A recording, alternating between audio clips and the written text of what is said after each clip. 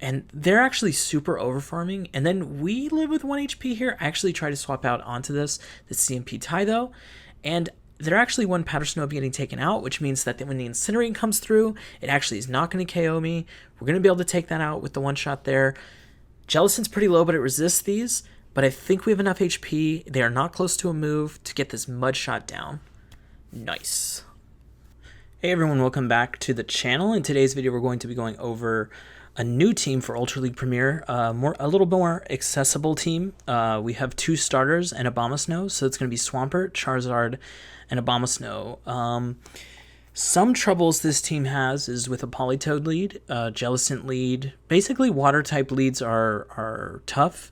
Swampert is obviously neutral against itself, and if you land an Earthquake on either of the other two, you put yourself in a really good position to win those matchups as well. But obviously that can be tough. Also, something like Shadow Machamp is also a little bit tough.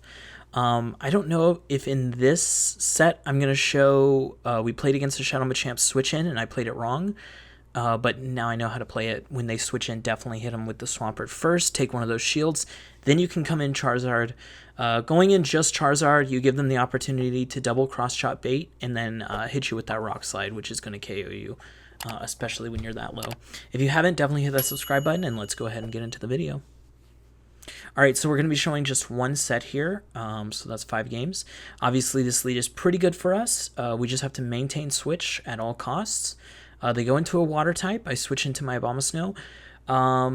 They are Shadow Politoed. I'm a little scared of possibly Blizzard, which is going to be neutral.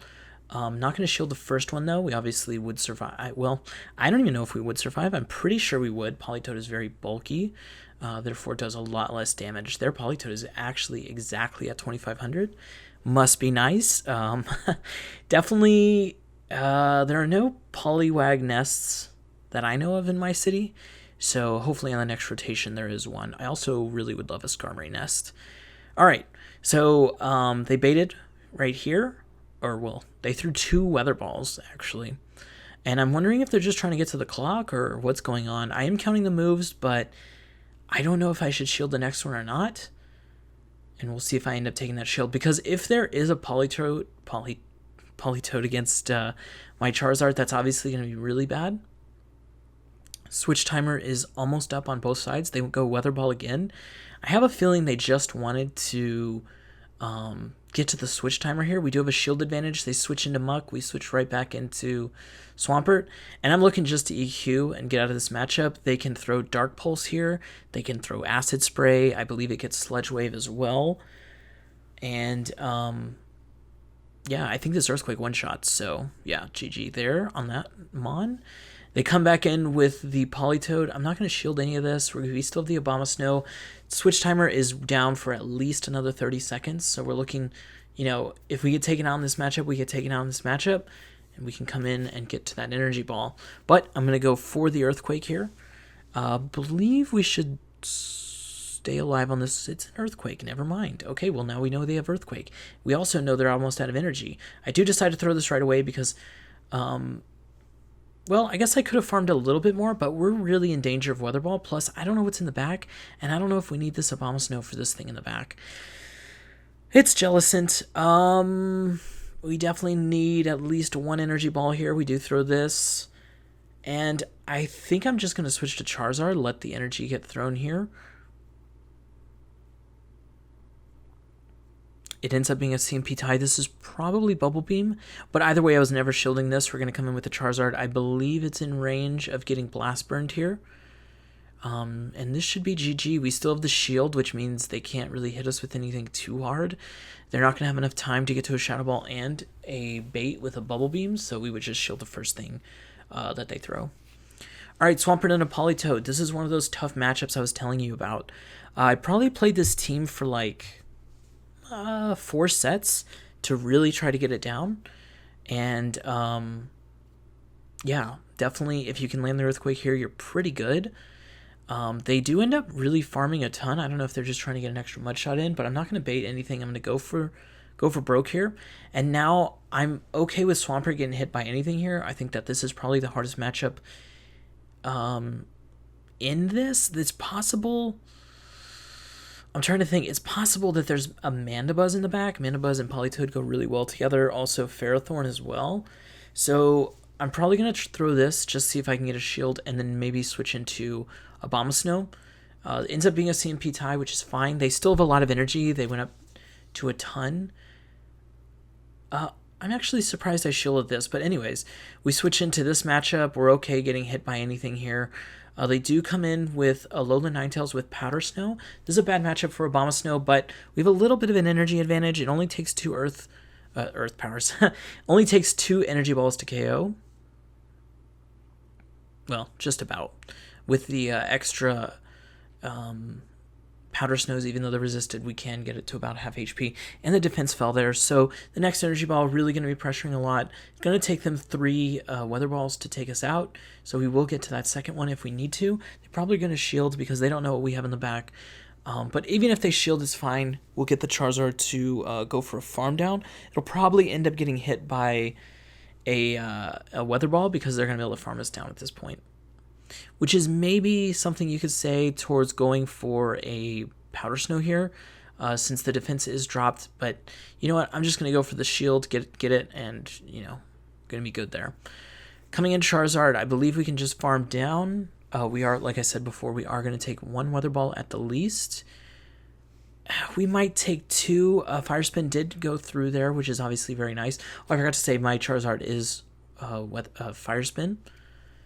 And yeah, they get another one. We're just going to not shield this. Opponent still has 1 shield. We have a 60% Swampert with, I believe, 1 Mudshot of energy. And we're going to have this Charizard with an absolute ton of energy. I thought for sure they were going to come in with a Politoed. Actually just going to end up shielding this. Going to force the Galarian Stunfisk to hit us with an Earthquake if they want to take us out. And I believe I can go for a farm down here. Gonna get hit by 1 more. I think we still survive the Rock Slide, although now it's getting really close. I can still go up to this Earthquake and pressure the shield. So they're almost for sure gonna shield here. They can't take 2 Hydros. That's something. So they're gonna want to throw before, or they're going to go for the shield and go for a little bit more farm. I think we would survive a Rock Slide still from here. We're very low. Maybe we would get farmed down after a Rock Slide, though. But I think our switch is up. So if this is Rock Slide, like I said, we survive. Switch is up. And do we still have the shield? No, but we're 1 away from this Blast Burn because we did so much farm on the Alolan Ninetales to get it down. And that'll be GG, because this is actually does a ton. I don't know actually how much exactly it does to the Stunfisk, but it does more than 50%, I'm pretty sure. Alright, Jellicent lead, another one of those hard leads. The reason that they're hard leads is because there's nothing we can switch into, because I could switch into Abomasnow, which is obviously a very good matchup, and they're just going to switch out instantly. And if they switch out instantly, we're kind of screwed, because now then we have nothing left to take out the Jellicent with. But something we could do is force a switch. They switch into some sort of poison type or steel type, and then we end up farming down with Swampert. This was actually really bad timing to get lag. I guess it's always bad to get lag, but this was really bad because I had actually overfarmed past the 100 energy. We do get to land the Earth Power, though. I mean, the Earthquake, so that was nice. Shadow Ball obviously KOs. Bubble Beam does not. I decided this is going to be a Shadow Ball. Pretty good choice there. They come in with Snorlax, and then I'm thinking they could have Scrafty in the back or Alolan Ninetales. But I can pressure this down, I think, with 2 Hydro... Oh, I decide they're not going to shield and then go for this Earthquake, and then they end up shielding it. And then I think I'm switching into the Charizard. Unfortunate set of events here. Probably should have just gone for the triple Hydro Cannon there. Probably would have gotten the shield either way. Would have gotten it super low for Charizard to farm down. Body Slam not going to do too much, but Charizard is a little frail in this league. Well, in all the leagues that he's available in, he's pretty frail. Blast Burn going to be able to KO from here for sure on the Snorlax. It is a regular Snorlax. Is it regular or Shadow? We'll see here in a second. Yeah, it was a shadow actually. So yeah, that does about 45-50%, I think. Definitely going to come back in with the Jellicent. I was thinking it was going to be Scrafty or Alolan Ninetales in the back. Both would be pretty bad. But we're going to get to this Dragon Claw before they get to it.